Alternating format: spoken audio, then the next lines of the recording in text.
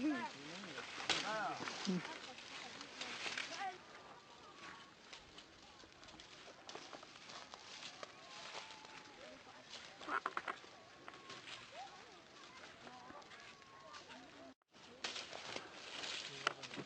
Allah ya Kadir, Bismillahirrahmanirrahim. Burası Ardışlı Gerüş'e bağlı bir köydür. Gördüğün gibi her yer üzüm bağlarıdır. O diğer ağaçlar da badem ağaçlarıdır. İşte biz her sene buraya gelip üzüm toplamaya geliyoruz. Bunun kesimi var. Bunun sürmesi var. Bu zamanda üzüm kesmeye geliyoruz. Bu kestiğimiz üzümleri de basil, cevizli sucuk yapıyoruz. Dışında çocuklarımızla beraber yiyoruz. Elhamdülillah, çok şükür. Her sene de böyle gelip gidiyor yani burası.